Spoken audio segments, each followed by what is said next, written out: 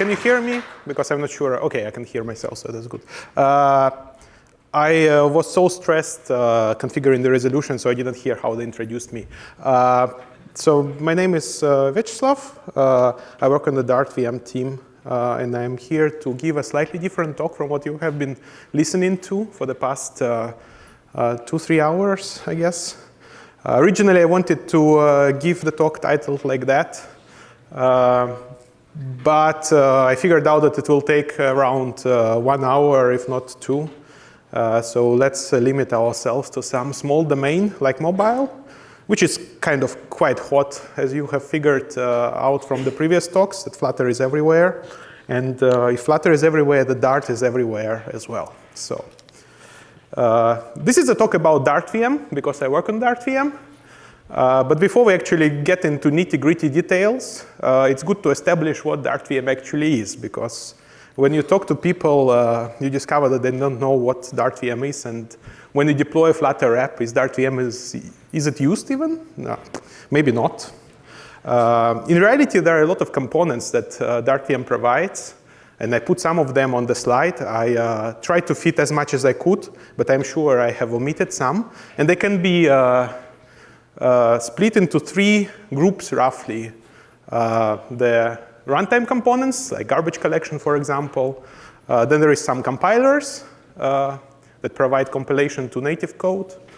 I put interpreter also in the compiler for certain reasons. And then there are developer productivity components, which provide things like hot reload, debugging, and profiling.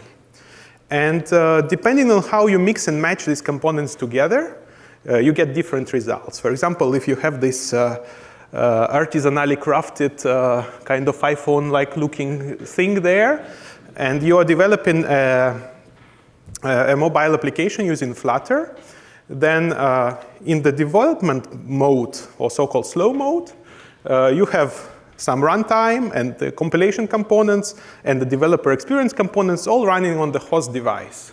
So that's how we provide this high-fidelity hot reload, for example, because the device can do everything. It can reload the code, it can JIT it or execute it on the interpreter, depending whether you are running on Android or iOS. And you can profile it as well, for example. So everything is running on the device. If you are releasing your application to the users, like through the app stores, then what you do is that on the host, on your development machine, you compile it using, again, some components from the Dart VM runtime system and some components from the Dart VM compilation pipelines. And then you ship Dart VM runtime, which still contains garbage collector and other auxiliary components, plus the ahead-of-time compiled code to the host devices. So the Dart VM is still in the picture, even if you are releasing your application to the users. So ultimately, that means that with all your questions about optimizing Dart code for users, you have to come to the Dart VM people and ask them. So what if you have such a question? What should you do? Well, I have 2 answers to this question. The first answer is that you should always use observatory, right? There are some great tutorials of how to do it on the site.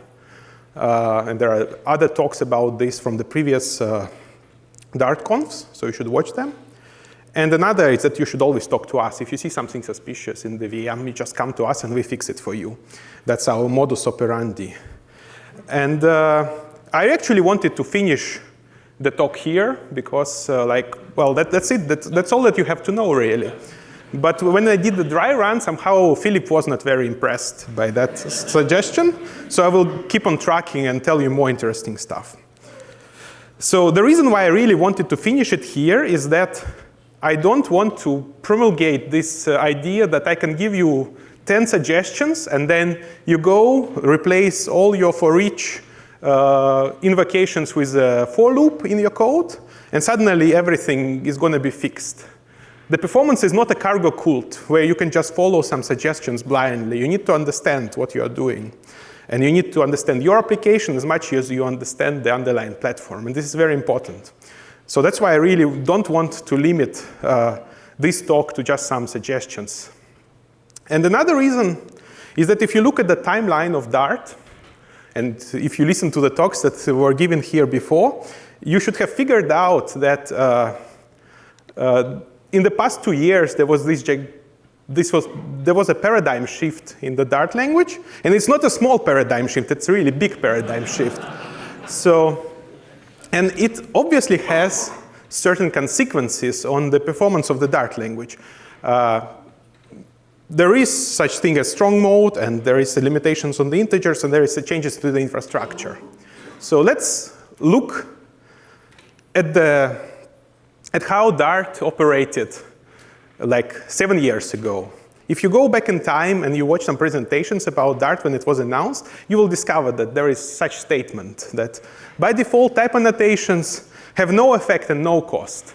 And this is a certainly valid statement, but it turns out that the cost is a very complicated thing.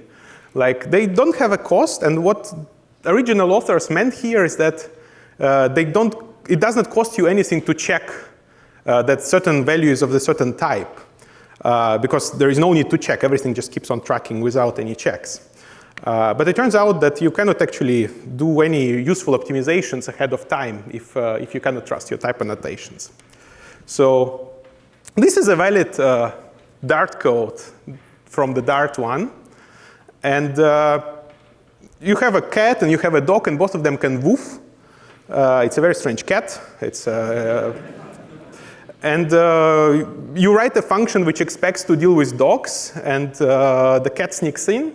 And everything works just fine, because that's how Dart 1 operates. It does not force you to write meaningful type annotations.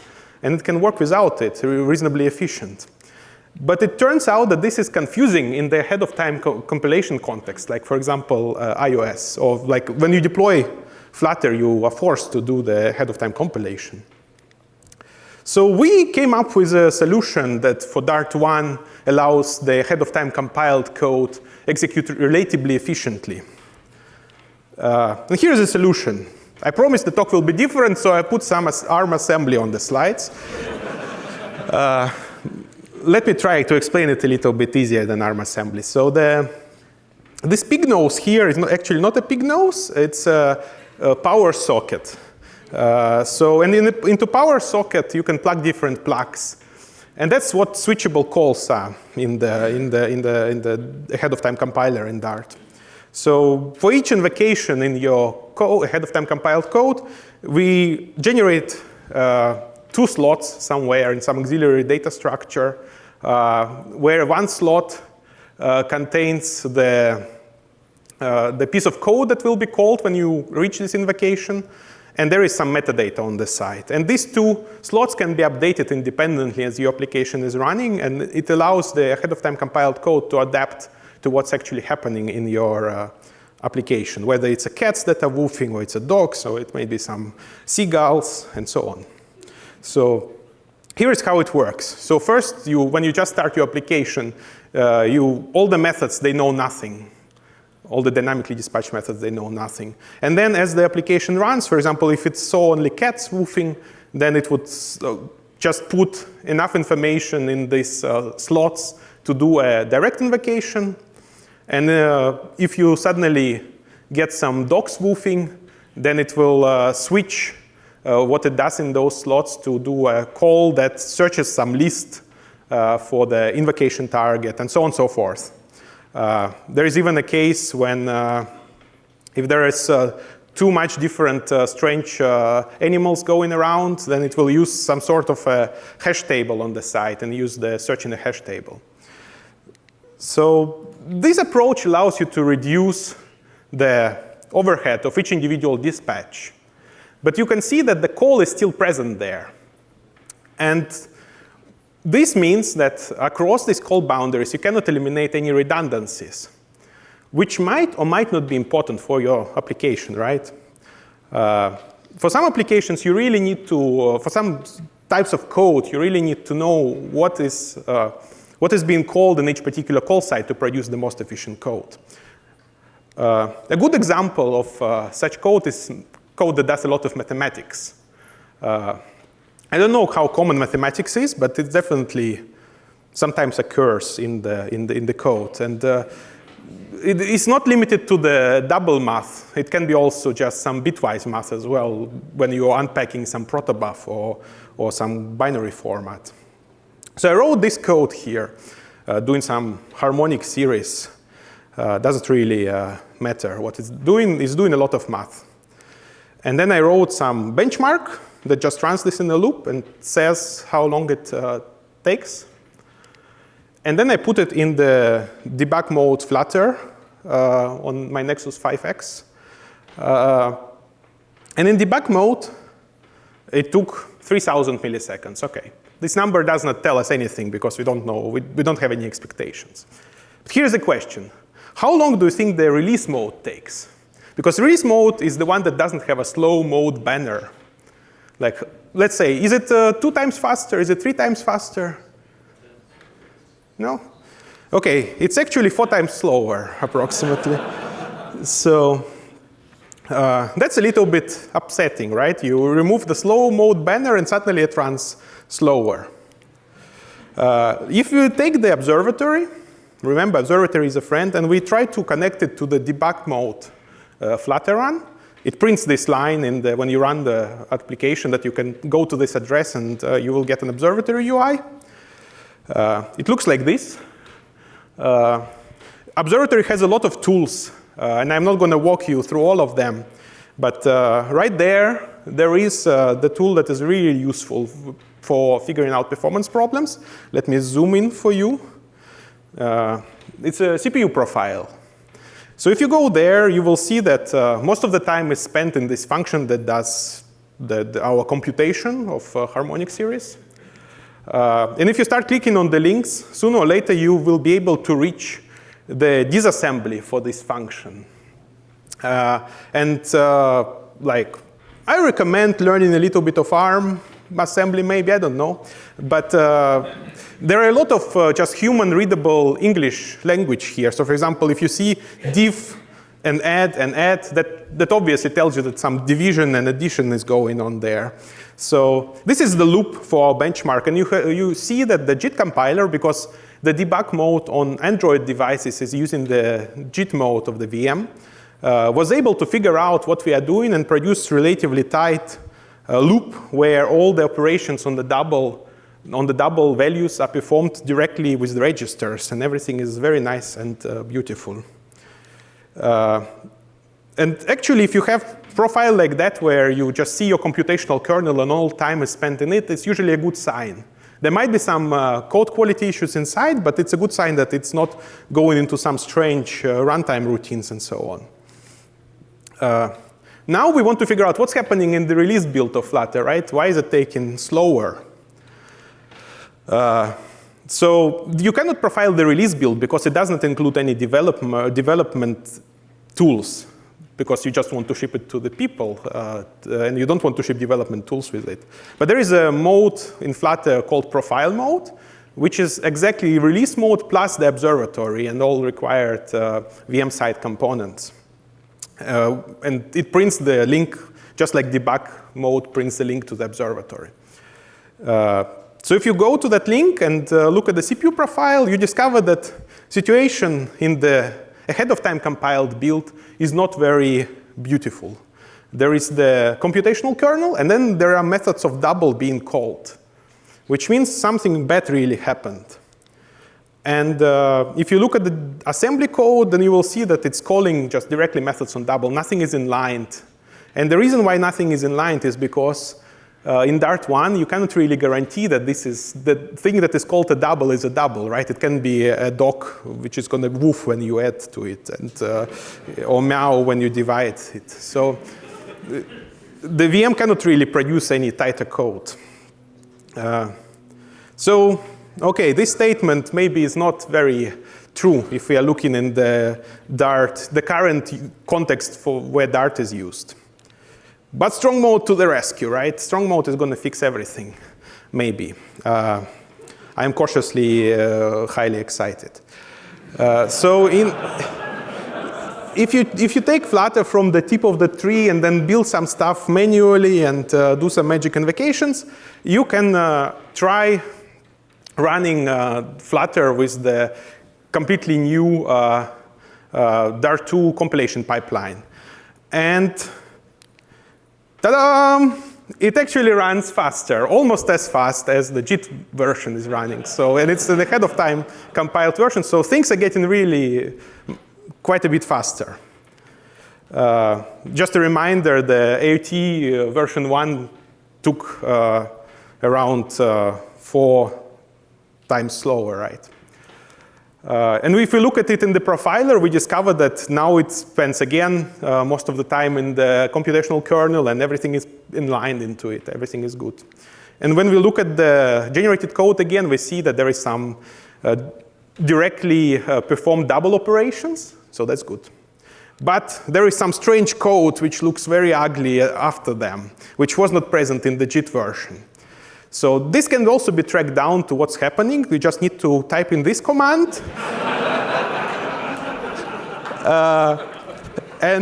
You can see the intermediate representation that our optimizing compiler is using and figure out that there is some work in progress happening. We're going to fix it. So, OK, so what's the moral of this story?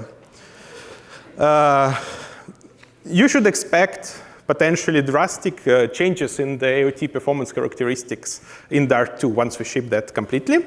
And I think they will be for the best. So everything will become much better than it is now. And that's the reason why I don't want to give you any advice now about the performance, because things will change so drastically that all my advice from today is completely invalid tomorrow. But I will still give you some advice. And I think this is the kind of how I run performance studies myself. So it's very important. Like, if you care about performance, performance is not an act like you do today performance, and tomorrow you forget and you go on vacation. Performance is a continuous process. So if you're running tests, you should run benchmarks in the same system where you're running tests continuously. So it's very important to understand what you're actually doing. So you should understand things in abstract ways. Like, for example, if you have a loop with from 0 to n, it will take you linear time. If you have 2 loops from 0 to n nested in each other, it's a quadratic, so on and so forth. You should understand that taking a substring, in the worst case, it will be, for example, linear by the length of the substring in time and space, and so on and so forth. So you need to understand abstract costs of operations. You also need to kind of try to figure out the implementation of things a little bit, like on the outer layers. And understand the concrete costs of individual operations, because somewhere it looks like you are doing something that is linear, but maybe underlying implementation makes it quadratic. That's a real case. Now, like if we're talking about GC, for example, sometimes people don't understand really how GCs work, which is not surprising because GCs are very convoluted, and even people who implement GCs don't always understand how they work. But there is this interesting thing that you pay most in terms of the GC time for objects that are middle kind of, they're not dying young and they're not dying very old. They're kind of in between, and you pay most for those. And as I said, for example, I showed this call site optimization that we do in the AUT compiler. So you can see from that, for example, the monomorphic call site is much faster than polymorphic or megamorphic call site. So if you structure your code in such a way that you can avoid polymorphism, that usually is good. And it's good in any language. It's not even limited to Dart. So once you kind of understood all of these things, you start by applying some abstract algorithmic optimizations and like just try to reduce the complexity, reduce the amount of stuff that you are doing. And then you start applying some engine-specific optimizations, which you derive by talking to VM people, for example. OK. So not really. So I mostly focused on the compiler in this talk, right? Because that's what I do most of my days. But VM is not really limited to just compiler. For example, there is a garbage collector. And VM uses a combination of young space scavenger and parallel mark sweep, as if it's telling somebody something, unless you have read the big book about garbage collection. So I'm going to show you how the garbage collection works very quickly. So, and why some people say that this is good for Flutter. So, in new space, okay, no new space, let's say like that. So when you allocate objects, what happens is that we have some sort of continuous memory buffer and a pointer in it. And when you allocate things, it just goes and puts stuff in this buffer one by one, and again. And when you create a closure, it's also an object, so it needs to be allocated. And eventually, it fills it up. A surprising thing that you need to allocate an object when you return a newly created double from a function. So, and then when you filled up this buffer, GC comes, the young space GC comes. And what it does, it says, I have some other continuous buffer, and I have pointers like some roots, like static variables and stack pointers, and I look at what they're pointing to. These things are going to survive. And then I start copying everything that survives and traversing the graph and copying. And eventually I copied everything. So everything that is not copied just dies immediately. There is no reason to traverse anything. And what was copied survives. And allocation will go there.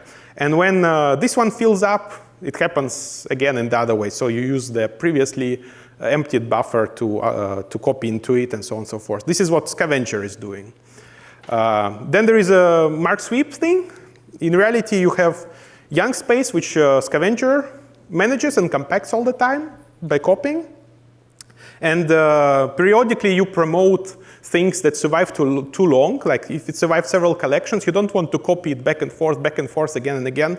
So you promote it in some other old space, which is managed by a much more expensive garbage collection algorithm, which traverses the whole graph of objects. I'm not going to illustrate how that works because it will take too long. So one thing you should have figured here is that there is a relatively fast scavenge phase, but there are also expensive mark sweep, potentially, when the old space fills up. So recently we have implemented something called idle time GC, which is a collaborative way of scheduling the GC, where the Flutter engine or framework sends signals to the VM and allows to time the GC in such a way that the longer GCs that operate on the whole heap, they fit into the kind of time when there is no animation going on, so the jank is reduced. Then we also implemented compaction, which we didn't have for a very long time. Like if you go back in the slides, you see that the old space, unlike new space, is fragmented. There are holes between objects. Which means the allocation in an old space takes time, there is unused space, and so on and so forth. So the compaction allows to reclaim this unused space between objects and reduce fragmentation and improve allocation space in an old space. And it works very well with an idle time GC because the compaction is a costly procedure, but you can schedule it in such a way that you cannot actually see it on the animations. Okay. We have some work in progress for 64-bit systems, compressed pointers. As you know, in 64-bit systems, like iPhone is a 64-bit system, or if you're running Dart on server, which I encourage you to do, they usually run on 64-bit servers. The pointers are 64-bit. And of course, if the majority of your heap consists of pointers, that's a lot of space there. The compressed pointers allow you to compress the pointers to 32 bits and reduce the memory footprint. Our preliminary measurements show that, for example, in the Dart2JS compiler, compiling some very big applications, you can save like 30% of memory and make it faster, actually, because the GC time is reduced. So this is a real thank you slide, so thank you for your attention. Before I get kicked out from this stage, I would like you to invite to talk to us, to me in particular, and anybody from the VM team who is here. I cannot see because of this light, going into my eyes, but I ask everybody from the VM team, can you raise the hands? Stand up even, yeah. Can you stand up? Please stand up, don't be shy. Yes. So there are some people from the VM team. Come talk to them and to me. Yes, thank you.